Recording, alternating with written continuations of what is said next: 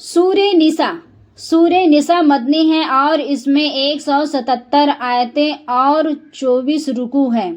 شروع خدا کا نام لے کر جو بہت بڑا مہربان نہایت رحم والا ہے۔ لوگوں اپنے پروردگار سے ڈرو جس نے تم کو ایک شخص سے پیدا کیا، یعنی پہلے اس کا جوڑا بنایا، پھر ان دونوں سے کثرت سے مرد و عورت پیدا کر کے دھرتی پر پھیلا دیا، اور خدا سے جس کے نام کو تم ضرورت پوری کرنے کا ذریعہ بناتے ہو ڈرو۔ رشتہ داری کاٹ دینے سے بچو، کچھ شک نہیں کہ خدا تم کو دیکھ رہا ہے۔ اور یتیموں کا مال نہ کھاؤ، جو مال تمہارے قبضے میں ہو اس کے حوالے کر دو، اور ان کے پاکیزہ اور عمدہ مال کو اپنے خراب اور برے مال سے نہ بدلو، اور نہ اس کا مال اپنے مال سے ملا کر کھاؤ، کیونکہ یہ بہت بڑا سخت گناہ ہے۔ اور اگر تم کو اس بات کا ڈر ہو کہ یتیم لڑکیوں کے بارے میں انصاف نہ کر سکو تو ان کے سوا جو عورت تم کو پسند ہو 2 یا 3 یا 4 اس سے نکاح کر لو۔ اور اگر اس بات کا ڈر ہو کہ سب عورتوں سے برابر کا ویوہار نہ کر سکیں گے تو ایک ہی عورت تمہارے لیے کافی ہے۔ یہ لونڈی جس کے تم مالک ہو، اس سے تم بے انصافی سے بچ جاؤ گے۔ اور عورتوں کو ان کے ماہ خوشی سے دے دیا کرو، اور وہ اپنے خوشی سے اس میں سے کچھ تم کو چھوڑ دے تو اسے خوشی خوشی کھا لو۔ اور بے عقلوں کو ان کا مال جس سے خدا نے تم لوگوں کے لیے روزی کا ذریعہ بنایا ہے مت دو۔ اس میں سے ان کو کھلاتے رہو اور پہناتے رہو، ان سے اور مناسب باتیں کرتے رہیں۔ سورہ نساء آیت نمبر 11۔ یہ تمام حکم خدا کی حدیں ہیں، اور جو آدمی خدا اور اس کے پیغمبر کی فرما برداری کرے گا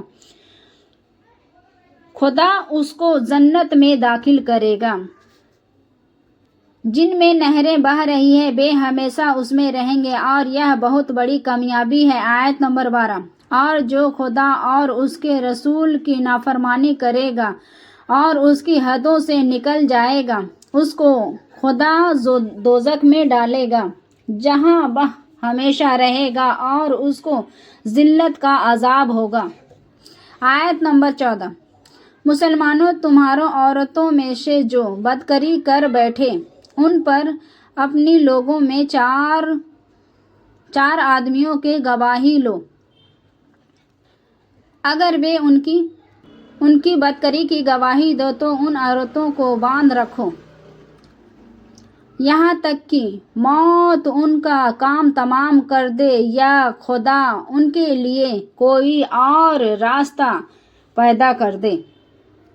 آیت نمبر 15۔ اور جو مرد تم میں سے جو بدکاری کرے اذا تکلیف دو، پھر وہ توبہ کر لے تو اور بھلے بن جائے تو ان کا پیچھا چھوڑ دو۔ بے شک خدا توبہ قبول کرنے والا اور مہربان ہے۔ خدا انہی لوگوں کی توبہ قبول کرتا ہے جو نادانی سے بری حرکت کر بیٹھتے ہیں اور پھر جلد توبہ کر لیتے ہیں۔ کاش ایسے لوگوں پر خدا مہربانی کرتا ہے اور وہ سب کچھ